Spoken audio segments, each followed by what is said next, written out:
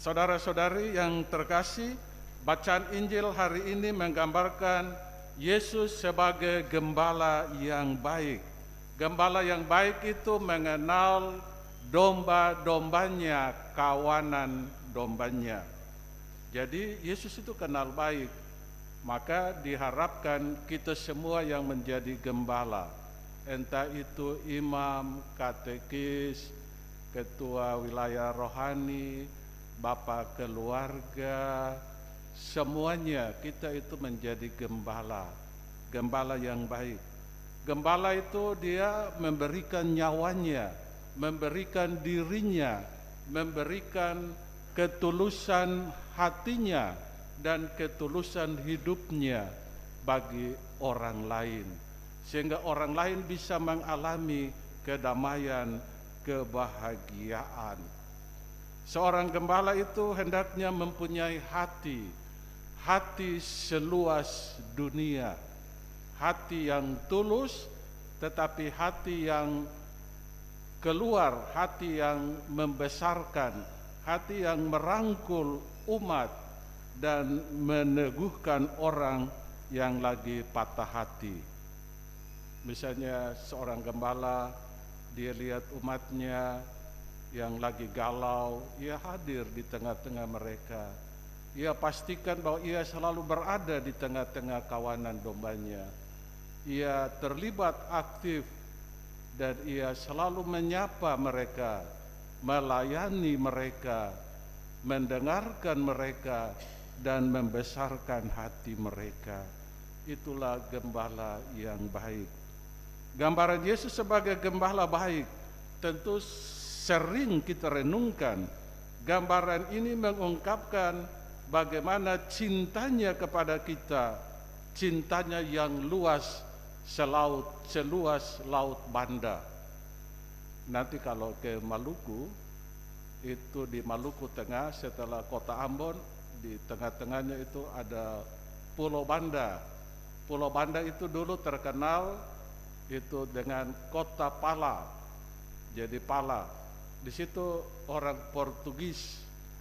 Lalu di situ peranakan Porto, orang bagus-bagus semua di situ. Nah, Laut Banda itu laut terdalam 5.000 meter.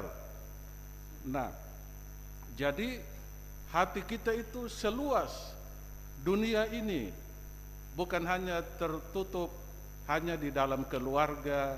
Misalnya seorang keluarga, dia tidak hanya melihat keluarganya, tetapi hati yang luas, dia bisa juga melihat lingkungannya, wilayah rohaninya.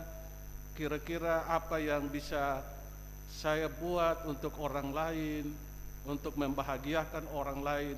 Itulah hati yang luas, hati yang tergerak oleh belas kasihan. Dan itulah ciri-ciri seorang gembala. Misalnya bapak keluarga, dia menjadi gembala bagi keluarga yang dipimpin. Dia menggembalakan itu istri, anak-anak. Aduh, kehadirannya selalu meneguhkan, membesarkan hati keluarga, meneguhkan, menghibur. Kalau manakala dia tidak hadir, selalu semuanya bertanya, "Pak, nanti kalau setelah selesai tugas cepat kembali ya. Anak rindu, mami juga rindu padamu. I love you so much. I love you bertubi-tubi, aku sayang padamu." Itu kata dari keluarga. Jadi kehadiran seorang bapak keluarga itu amat penting, apalagi anak perempuan. Kalau bapaknya tidak ada, biasanya yang pertama cari dan itu anak perempuan. Kalau ibunya, mamanya pergi, itu biasanya anak laki-laki yang selalu cari.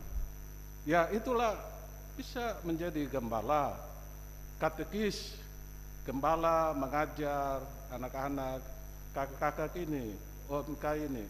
Mereka juga jadi katekis, kakak-kakak pembina untuk anak-anak. Mereka didik, mendampingi dengan kesabaran, dengan cinta. Lain kali anak-anak merengek, mereka menyapu air mata dengan sapu tangan, lenso. Dan pokoknya itulah dia menunjukkan cintanya yang luas. Dan semua orang atas salah satu cara menjadi gembala. Ya, jadi gembala itu punya cinta yang luas, tidak terbatas pada umat yang kita kenal saja, tetapi termasuk orang di luar kita. Jadi seorang gembala dia punya hati itu luas dan dalam. Dia kenal siapa saja. Dia pergi selalu menyapa orang. Baru-baru minggu lalu setelah misa di Buha Bengkol dan Tiwoho, kami mejeng di Mantos. Kebetulan ada orang, saya menyapa orang yang saya tidak kenal, tapi begitu pamit, ibu itu melihat saya, mungkin dia terasa terharu, senang, bahagia, sampai frater-frater bilang, aduh, untung kami ada, kalau tidak pastor bisa hilang nih. Bukan itu soalnya, tapi saya menyapa, saya menunjukkan perhatian karena dia manusia, dia bukan barang. Meskipun tidak kenal, tapi kita menyapa.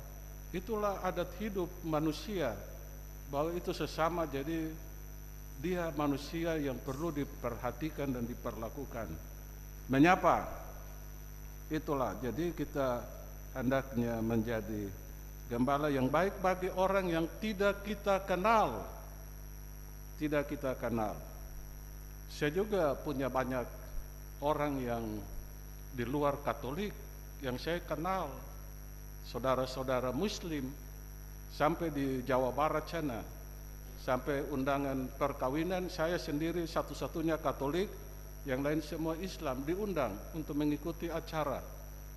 Jadi itu kita harus punya cinta luas, seluas itu, mengenal baik orang kita tetapi juga orang di luar. Gembala yang baik kiranya menjadi ideal, dan itulah cita-cita dari para imam, yaitu menjadi gembala yang baik, mengenal umatnya, hafal dari bapa, keluarga, ibu, anak-anak. Jadi kalau seorang imam dia menyapa bapak, ibu, dan anak-anak, hati umat gembira, maka nanti kehadiran rajin sembahyang di wilayah rohani, di gereja, semangat kolektif tinggi, pemberian diri tinggi. Karena itu gembala yang baik menyentuh relung-relung hati dari umatnya, membuat umatnya bertumbuh dan berkembang. Itu ideal. Siapa yang mau menjadi gembala, itulah idealnya. Jadi yang mau menjadi imam, belajarlah dari cara Yesus menggembalakan, prodiakon atau katekis, siapa saja. Rutinitas kebosanan dan kelesuhan dalam pelayanan perlu diatasi dengan merenung contoh gembala yang baik. Gembala yang baik. Semoga makin banyak muda-mudi yang mau menjadi gembala-gembala seturut teladan ini. Muda-mudi zaman sekarang, zaman now, kalau bisa juga memilih menjadi imam, brother, dan suster. Berkah dalem Gusti, salam sejuk.